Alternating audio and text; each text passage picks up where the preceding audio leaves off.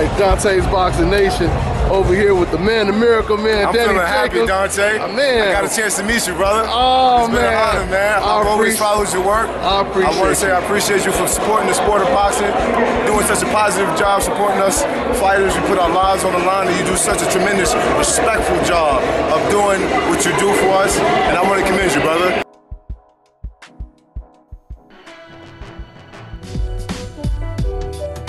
What did you think about your boy Errol Spence's performance, and how long do you think it would take for him to be ready to fight? Because they're calling you the future and they're calling him the future.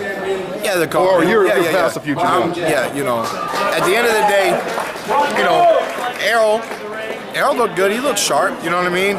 He got caught a little, but he wasn't with a banger. It wasn't nothing too serious, and he was definitely never on the worst end of anything. Obviously the boy's hungry, man, but I give him, you know, like real, you know, logic, man. I still give him at least another year with a quarter on it.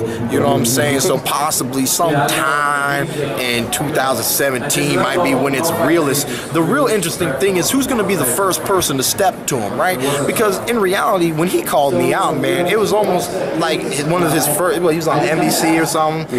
It was like that's a good network. First major good network, right? That was the same thing I did when I was on HBO and I called out Floyd. What did Floyd do?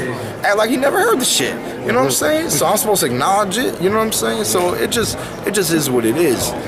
Once when he grabs a few stripes, you know what I mean? Fights a few veteran fights, you know, number 9, number 8, you know what I'm saying? I mean, because I've gone up. I've gone up and up and up, you know what I mean?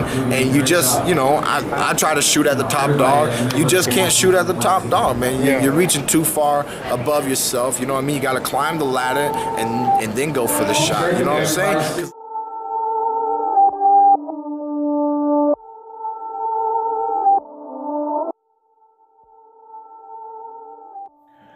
Dontaesboxingnation, what's going on, guys? So obviously that clip you guys just seen, that interview I did with Keith Thurman, that was back in, I believe, March of 2015. It was in 2015, okay?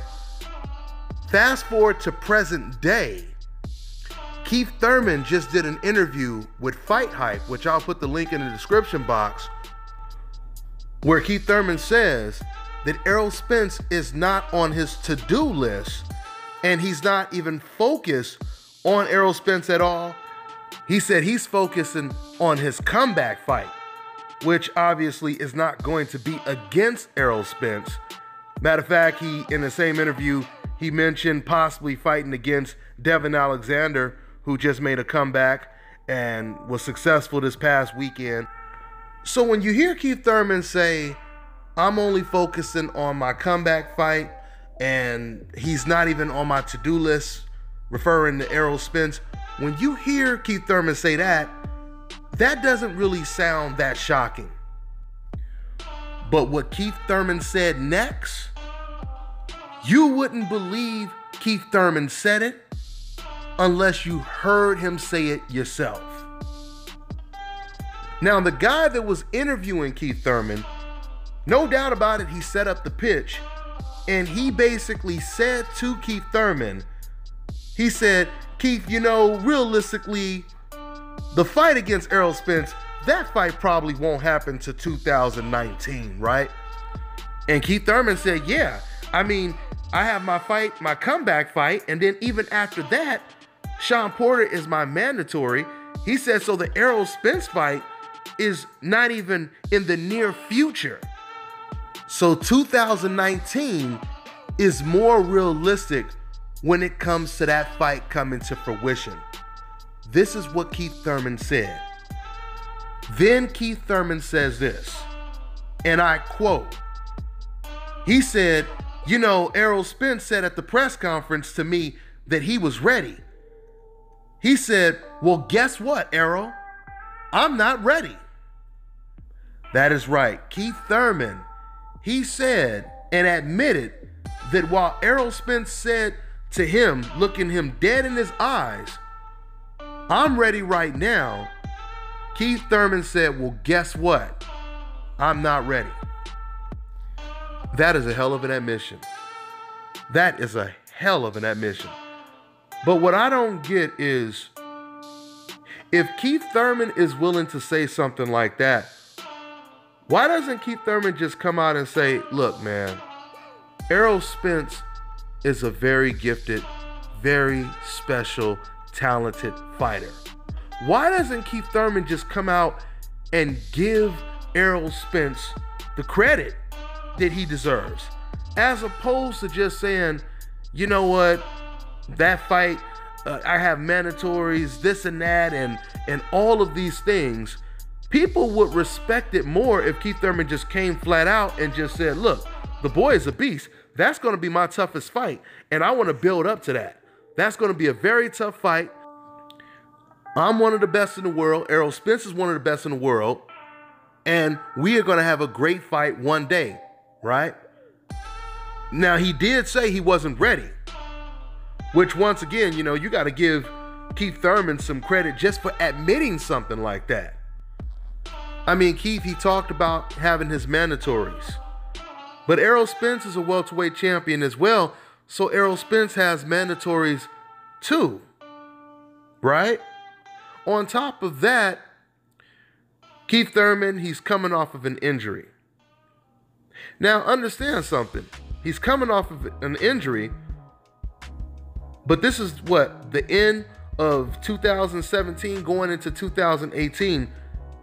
That is a whole year, pretty much, Keith Thurman has to prepare for Errol Spence. So, I mean, let's just take Deontay Wilder, for example. You guys remember when Deontay Wilder, when he got injured, what was it, after the Errol fight? Remember that bad injury he sustained? And Deontay Wilder, you had a lot of people that were saying Deontay Wilder ain't gonna never be the same after that injury. You had a lot of people that were saying that. But after Deontay Wilder had one fight, Deontay Wilder, he was right back to calling out the best fighters in the world, right? Calling out Anthony Joshua, Joseph Parker, signed a deal to fight King Kong Luis Ortiz. This was after an injury. Deontay Wilder had one fight after he injured his hand and went right back to business. Now, it's pretty ironic when you think about it, because here I am comparing Keith Thurman to Deontay Wilder, and when you really think about it, Keith Thurman's situation is very similar to Anthony Joshua's situation. I mean, Anthony Joshua, there was a time when Anthony Joshua said, I don't know if that fight, you know, we may not fight till 2019, 2020.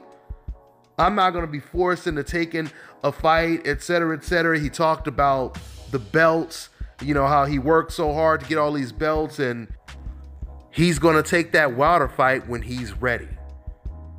And here you have Keith Thurman saying that it's more realistic that the fight with Errol Spence will happen 2019 and not 2018. Oh yeah, and guess what, Errol Spence? You say you're ready? I'm not ready. Right? So let's see what happens. So if we listen to what Keith Thurman just said today, that means Keith Thurman is going to get to hold two of the major belts at the welterweight division till 2019 without fighting the other welterweight champion, Errol Spence. Once again, remember, I have to reiterate, both Keith Thurman and Errol Spence are welterweight champions. So that means Keith Thurman is not the only one that has mandatories. Errol Spence, he has mandatories as well. Let's see what happens. Let's see who Keith Thurman decides to fight in his comeback fight. He's already talking about Devin Alexander. Now he just said that he would like to fight Sean Porter over Errol Spence. And who's he going to fight after that? Because let's just say he comes back. Let's say Keith Thurman comes back in February.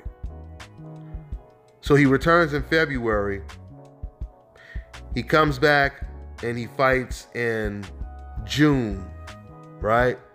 He fights in June or July. Who is he going to fight towards the end of 2018? If it's not going to be Errol Spence. Let's see what happens. That's all I got for now, guys. I'm on to the next one.